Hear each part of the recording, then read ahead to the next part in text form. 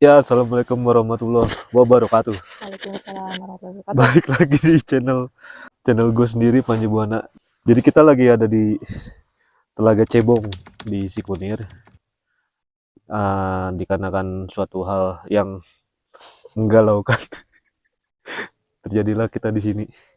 Di samping saya ada seorang yang sangat-sangat inspiratif dikarenakan dia kalau bisa dibilang hijabers yang sangat-sangat independen karena dia kemana-mana kayak ke Rinjani, Semeru udah, apalagi yang Raung udah, pokoknya hijabers tangguh yang bener-bener inspiratif banget.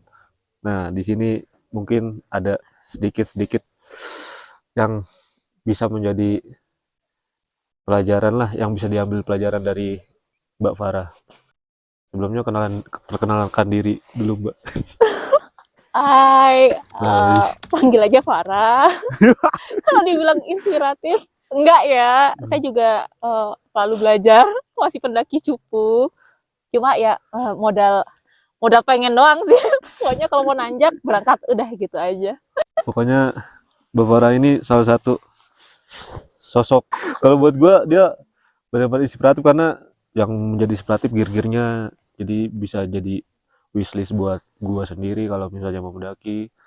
Terus dari pengalamannya dia di trek misalnya kayak mengatasi masalah dan mengatasi hal-hal yang bersifatnya gimana ya, di trek tuh sesuatu yang luar gitu. Terus daya tahan tubuhnya juga bagus kalau misal di trek, daya tahan fisiknya gitu.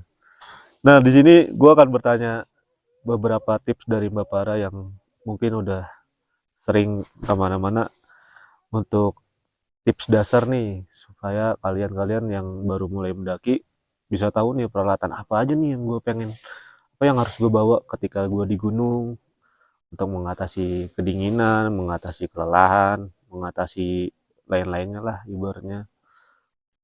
Ya dari pertama dari safety gear-nya dulu apa gitu kan. Kira-kira apa tuh, Mbak? Oke, tapi ini disclaimer dulu ya. Heeh, Aku bukan pendaki profesional. Ini heeh, benar-benar cuma hobi. Udah hobi. gitu, aku basically juga kalau misalnya daki nyarinya tuh yang budget friendly juga Hmm, untuk gearnya, jadi nggak yang mahal atau yang terlalu murah, pokoknya yang sesuai kenyamanan. Jadi jangan jadikan patokan, tapi ini cuma sharing aja gitu, mm-mm, karena aku sendiri juga bener. masih banyak belajar sama teman-teman yang lain Sering belajar gitu. kita. Jadi basic aku sharing dulu. Kalau misalnya aku sendiri mainnya tuh macam-macam ya, nggak Heeh, pernah ikut komunitas, tapi punya sama. teman-teman anak-anak komunitas gitu kan. Hmm, Jadi sama. tujuannya adalah supaya kita bisa belajar banyak. Oh. Jadi dari anak konvensional main, anak ultralight main, self sufficient main, pokoknya jangan terlalu membatasi diri gitu. Jadi supaya dapat banyak ilmu. Itu dulu ya. Disclaimer pokoknya saya bukan pendaki pro. Jadi ini hanya Based on pengalaman pribadi pengalaman pribadi. sebagai saya aslinya itu punya penyakit bengek ya, asma. Bapak Sama juga nih. kan? Kita sebagai punya penyakit bengek, terus nggak punya basic yang strong lah fisiknya gitu, tapi karena keinginan kuat dan luhur untuk naik gunung, ini kita nggak naklukin gunung, naklukin diri sendiri lah gitu. Bener. Oke, paling ya itu ya disclaimernya udah. Terus untuk safety gear sih sebenarnya ya, mau tips yang terbaik nggak itu buat terutama cewek, Nah, iya tuh terutama untuk cewek terutama cewek kalau pergi berangkat naik gunung sama bucinmu, mau pacar gitu ya berarti. sama pacar, sama Sama sohib, suami. sahabat, yang pasti ngejagain. Itu nomor satu. Iya sih. Kenapa aku nggak bahas langsung ke gear? Mm. Karena kebanyakan tuh aku suka nemuin di jalan cewek-cewek ya maksudnya gini, kalau cowok aja itu bisa ditelantarin teman-temannya. Masih bisa survive gitu ya. Nggak Tapi dia panik. masih punya fisik lebih kuat. Lebih Kalau kuat. cewek kan lebih rawan emosional juga. Mm-mm. Jadi harus benar-benar pergi sama orang yang dikenal baik, bertanggung jawab dan mau ngurusin gitu. Tapi bukan berarti manja ya. Aku nggak suka juga yang kalau manja-manja gitu. Itu sih nomor satu gitu. Jadi jangan pergi sembarangan. Yang kedua, dibandingkan gear lagi, balik nih, aku belum bahas gear dulu. Kenali diri sendiri. Nah, bener. Apakah itu? Ya harus banget sih. Kenali diri sendiri ada gini. Tahu penyakit bawaannya apa? tahu kalau mau kumat seperti apa, jadi nggak boleh maksain diri. Tapi saat fisik itu bisa di-push, harus tahu juga kapan gitu. Jadi kayak harus tahu nih momen, oh ini tuh sebenarnya fisik aku masih bisa di-push nih, gas lah gitu. Tapi mungkin pace jalannya dipelanin. Mungkin setiap 5 menit, 10 menit istirahat, nggak masalah. Ingat ya, kalian naik gunung itu nggak kejar-kejaran. Puncak nggak kemana. Puncak nggak kemana. Lama nggak apa-apa, cepet juga nggak apa-apa. Ikutin pace kalian sendiri gitu. Itu yang paling utama. Jadi setelah kita tahu kenali diri sendiri nih. Bagus banget. Soalnya aku tuh aslinya bener ringkih banget loh. Penyakitan loh. Dulu waktu zaman sekolah setiap bulan pasti sakit. Sampai guru sama teman-teman tuh udah hafal banget kayak si Farah nih pasti udah kalau ini lagi absen sakit. gitu sakit gitu ya. Pasti udah pasti itu sakit gitu. Nah, setelah kenalin diri sendiri secara fisik, kuatkan mental sama siapkan yang nempel di badan dulu. Contoh, kalau kamu nggak tahan dingin, yang tahan dingin aja harus bawa jaket. Apalagi nggak tahan. Ya nggak tahan dingin harus bawa ekstra. Come on. Udah berapa kali aku nemuin di trek itu nggak cewek nggak cowok, kadang-kadang lupa atau lupa mungkin ada aja. Iya kan, benar nggak?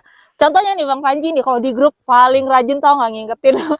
Guys, jangan lupa bawa apa? Kupluk ke sarung tangan, buff, terus jas hujan. Buktinya gimana Bang di lapangan? Jas hujannya kan nggak ada yang bawa. Headlamp, bener kan? Itu kayak yang sepele mungkin dianggapnya tapi penting kalau di trek. Banget, penting banget. Dan aku jujur berapa kali minjemin headlamp aku buat orang lain. Bukan maksud sombong ya gitu, tapi maksudnya aku mikir sebenarnya diri sendiri perlu gitu, ya. Cuma setidaknya mungkin aku mikir pakai handphone atau kadang-kadang aku bisa bawa senter cadangan karena kalau headlamp kan enak ya nempel di kepala, jadi gampang gitu ngatur nggak perlu pegang-pegang. Kadang-kadang kan ada yang kalau baru naik nginjek kakinya masih takut-takut ragu gitu, jadi mendingan pakai headlamp lebih safety. Apalagi kalau misalnya kejebak malam dibuat turun ya. Itu bener-bener itu penting banget. banget. Soalnya pengalaman punya temen lu sih. Disalak ya. Ada jadi ingetin banget, bro headlamp jangan lupa. Iya. Padahal bukan pendakian pertamanya Mbak ya. Nah itu kadang-kadang manusia ada yang memang kalau nggak mau belajar sih nggak mau belajar aja ya gitu. Udah berkali-kali diingetin, ternyata dia bawa headlamp tapi nggak ada baterainya ya. Tahu deh. Ya remang-remang itu loh. Oh iya dia bawa tapi nggak ngecek baterai. Tapi yang nggak bawa pun aku nemuin beberapa di tim yang pernah aku daki bareng itu juga banyak gitu. Jadi ya balik lagi nih ya, maksudnya kita udah agak lari-lari nih, balik mengenali diri sendiri. Fisik kalau misalnya nggak kuat dingin, siapkan ekstra jaket, ekstra kaos kaki. Terus kalau perlu bawa shawl, perlu bawa kupluk gitu. Jadi jangan kayak males berat nggak bisa. Kalau di gunung mau lari kemana? Nggak ada Alfamart, nggak ada Ramayana dan Matahari, nggak ada Sportation, Planet Sport, nggak bisa gitu. Paling gitu sih, kenal diri sendiri dulu. Terus fisik kuat nggak kuat, olahraga wajib. Persiapan fisik itu wajib. Minimal gimana tuh Mbak kalau sebelum naik olahraganya? Ini aku kasih 2 versi ya. Kalau versi disclaimer lagi nih, ini aku nih versi aku tuh kan punya asma, jadi nggak bisa langsung olahraga berat. Jadi aku bertahun-tahun bangun fisik itu adalah dengan jalan kaki. Udah kuat jalan kaki jauh, jadi kayak 1 kilo, 2 kilo, 5 kilo, 10 kilo, baru jogging. Iya benar, jogging pelan-pelan juga. Jadi kayak 500 meter berhenti, 1 kilo berhenti. Nah kalau jogging udah kuat, ya udah nanti seminggu itu minimal 2-3 kali aja. Dan kalau bisa jangan mepet. Kebanyakan itu mepet kayak seminggu sebelum atau 2 minggu sebelum. Nggak ngepek itu ya biasanya? Kurang, takutnya keburu badannya udah pasti pegel-pegel. Kalian naik gunung, jadi pas naik gunungnya udah kayak loyo. Aduh, ini lutut lagi sakit, paha lagi ngilu, betis lagi nyut-nyut gitu kan. Percuma. Dan kurang maksimal aja. Tapi buat mungkin yang udah mulai terbiasa naik gunung beberapa kali, bisalah cheat code 2 mingguan latihannya. Tapi buat yang awal-awal, please banget, seminimal sebulan lah gitu. Kalian mulai jalan pagi, jogging kecil-kecilan. Paling gitu. Nah, cara yang kedua, kalau cheat codeku, jujur nih, aku kadang-kadang juga males jogging. Jalan pagi tuh Manusiawi lah. kadang-kadang males Sama. gitu kan. Jadi basicnya tuh kan adalah untuk nguatin nafas, jantung, ya kan, berarti kan kardio. Ya kalian itu bisa mau apa sih kalau kita aerobikan di YouTube itu kan ada tuh olahraga 10 menit, Senam 15 menit kardio apa. Cobain itu seminggu sekali 2 kali nggak apa-apa. Terus body weight trainingnya tuh yang model-modelan cukup mungkin push up, apa sih, squat. Nah, squat tuh penting banget. Ngaruh banget, ngebantu banget squat gitu kan. Karena untuk core sama untuk kaki. Terus kalau kardionya males ikut aerobikan, kalau nggak main lompat tali, bahasa kerennya apa ya? rope. Jumping rope ya? Jumping rope, Itu deh pokoknya. Ini aja, jumping jack yang manual. Minimal 100 sampai 200. Wah. Mantap tuh Tapi langsung. nggak mesti kalian langsung ngoyo gitu. nggak langsung kayak oke 100. Pelan-pelan aja dulu.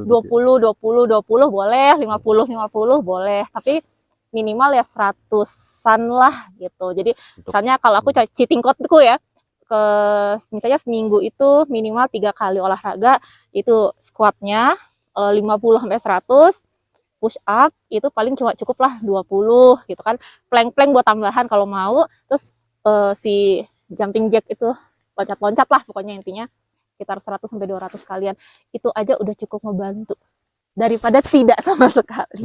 Paling itu untuk fisik ya Mbak ya. Untuk fisik. Nah kalau balik lagi untuk misalnya dia belum punya sama sekali itu alat, jadi mengakalinya gimana gitu. Nah pertama misalnya dia budgetnya minim gitu. Kalau budget minim tapi pengen banget naik gunung paling gitu. Gampang adalah pinjam teman.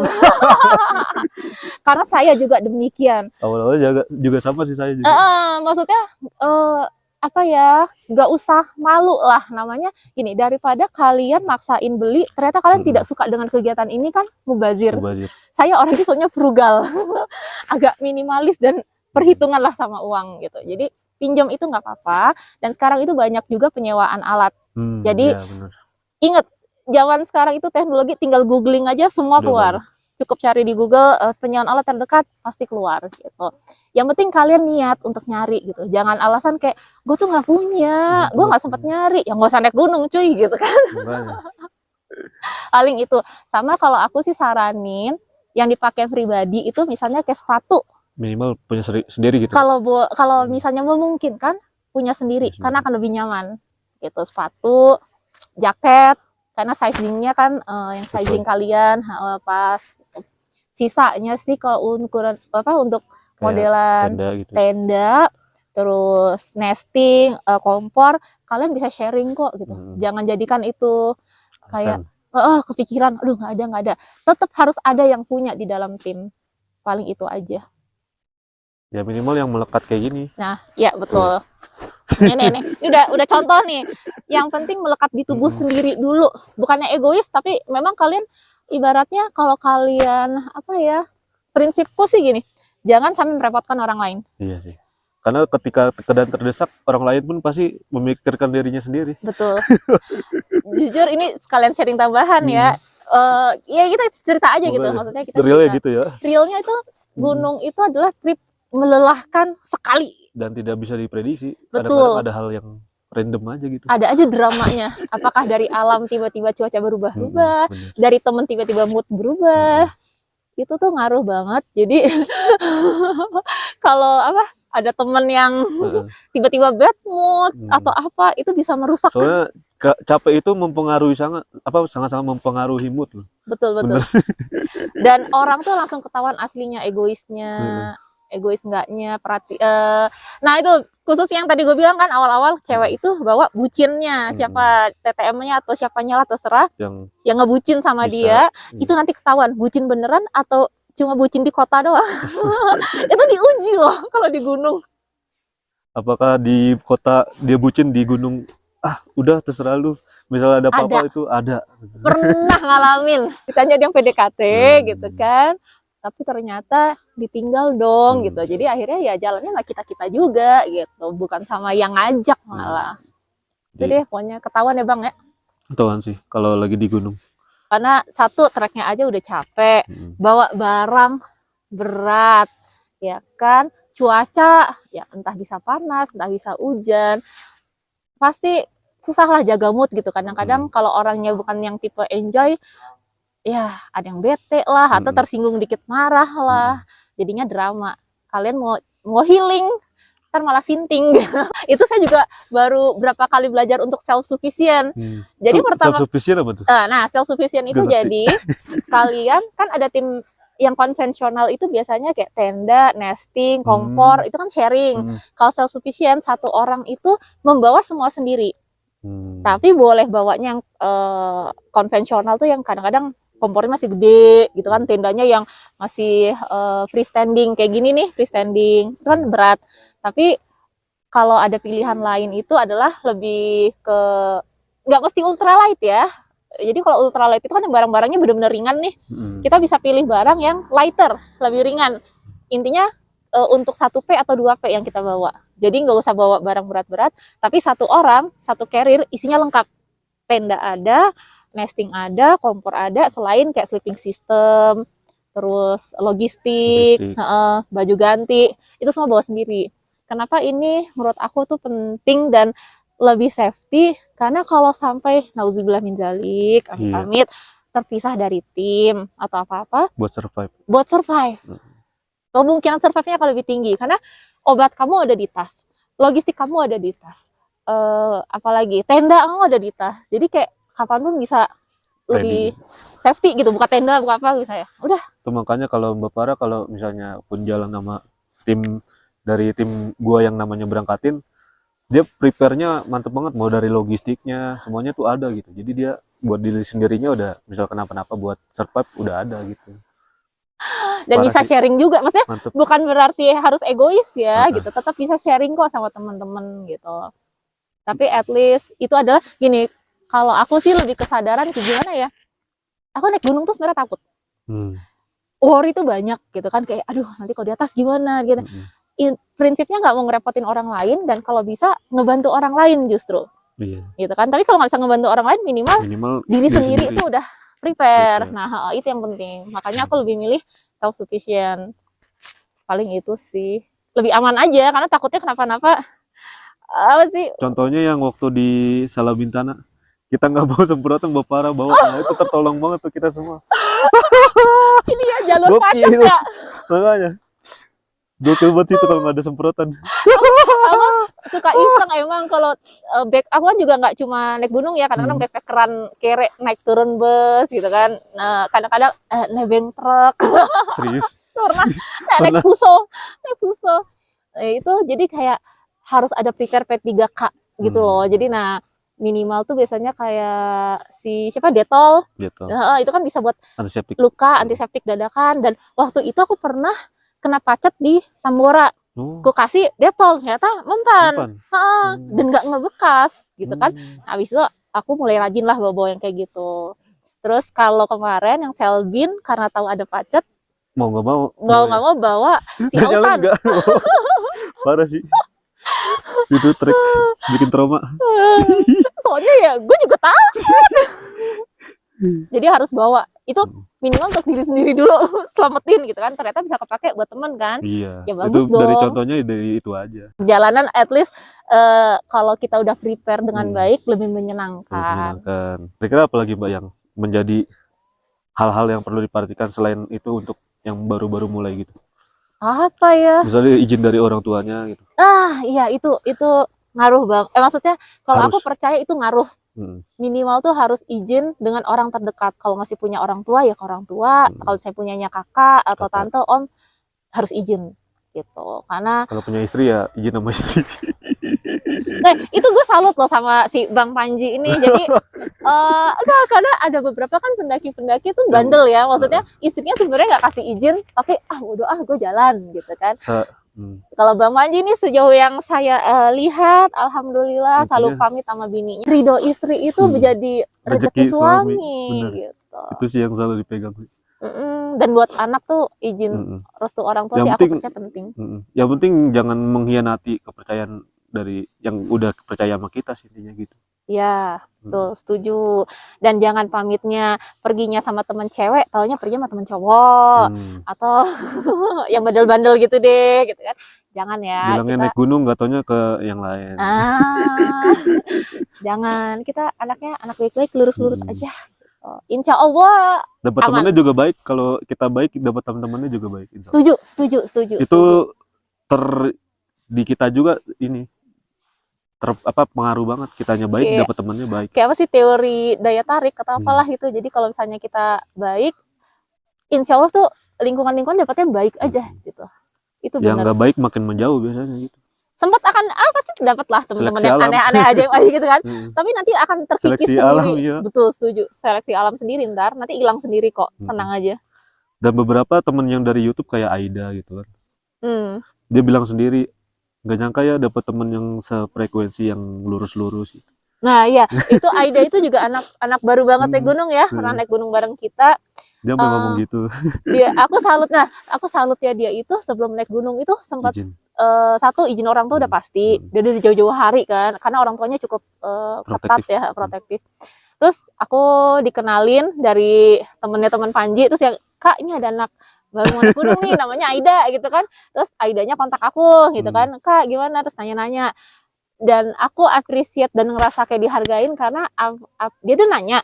Orangnya mau belajar juga. Orangnya mau belajar gitu. Kak, aku perlu bawa apa? Aku butuh bawa ini enggak gini. Terus aku kasih tahu kan kayak ya udah basic mah.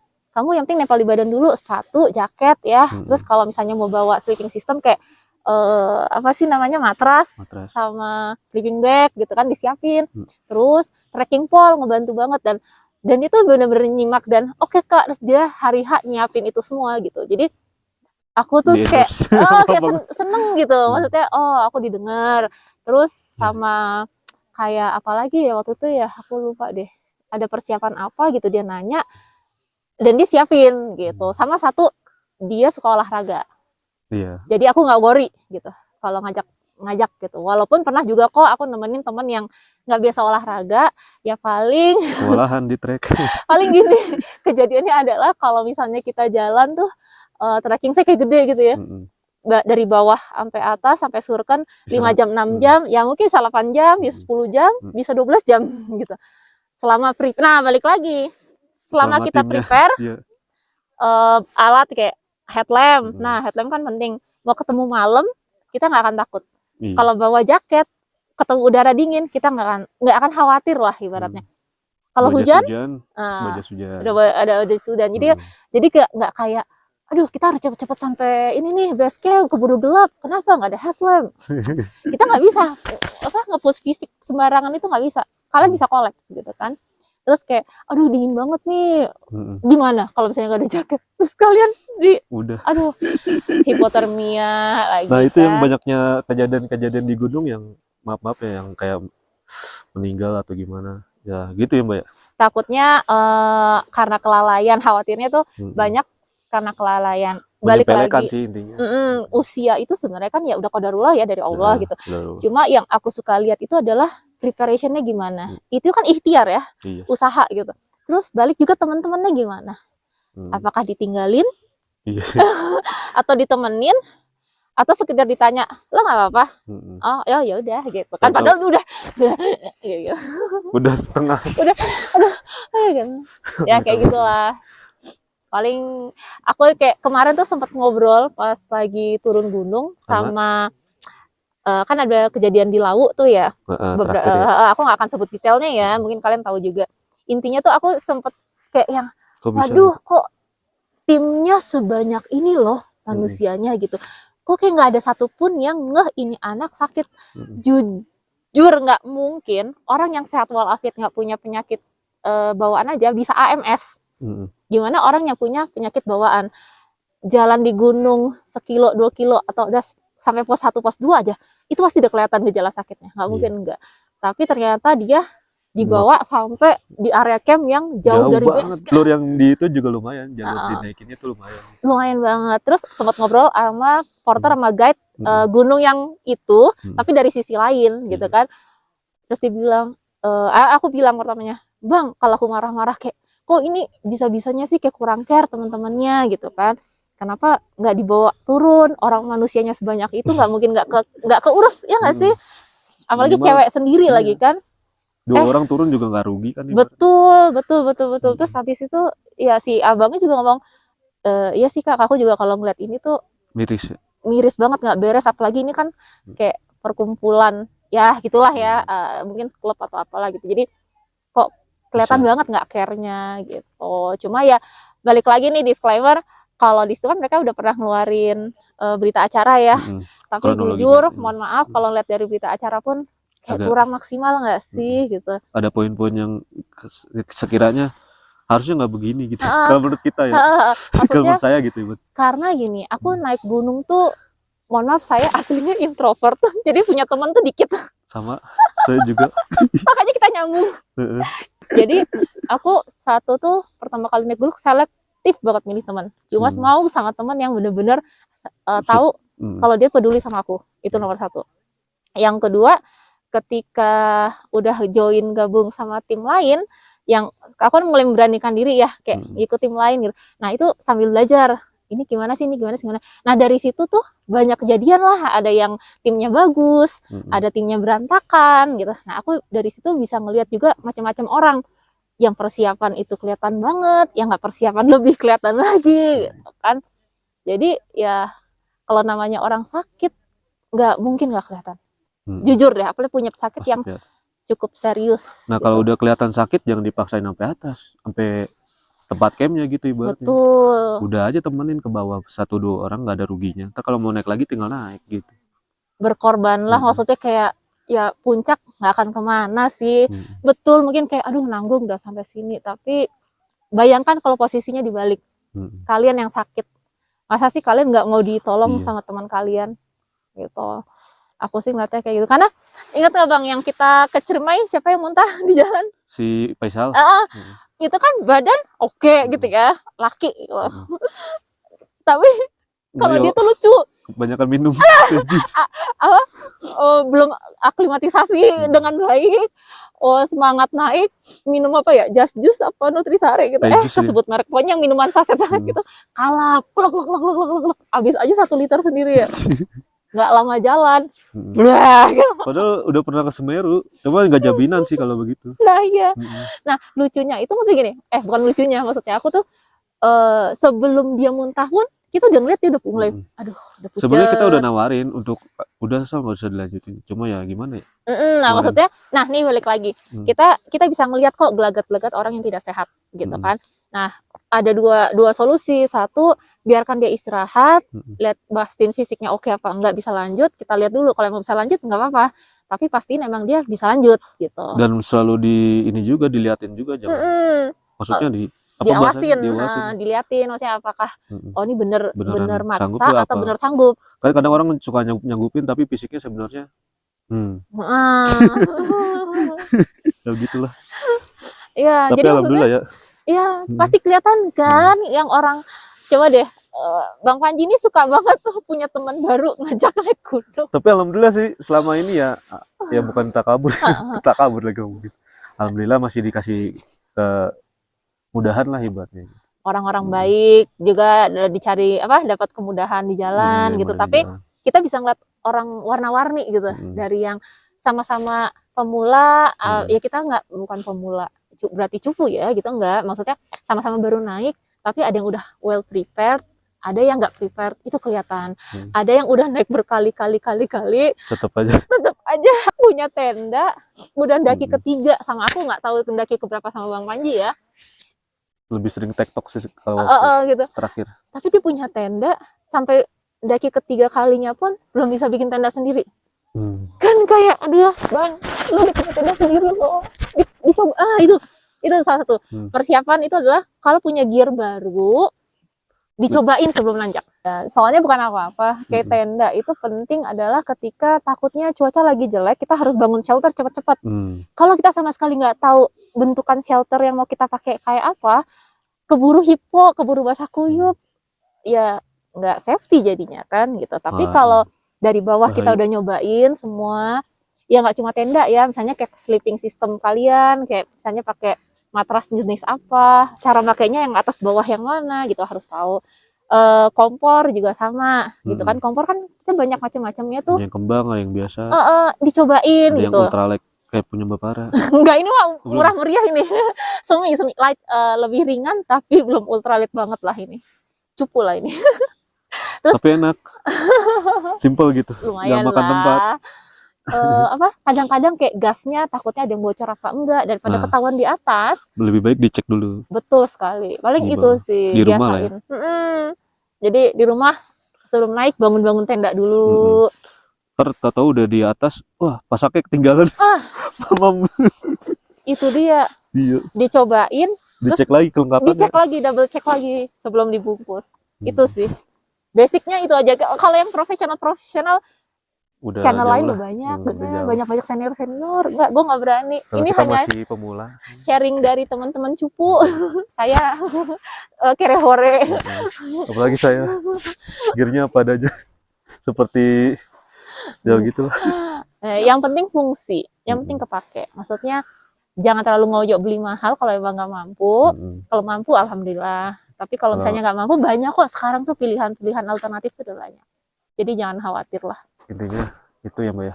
Ya intinya ini hanya sharing ya. Oh Sharing mohon dan maaf. tidak bermaksud untuk menggurui karena kita semua sama-sama belajar.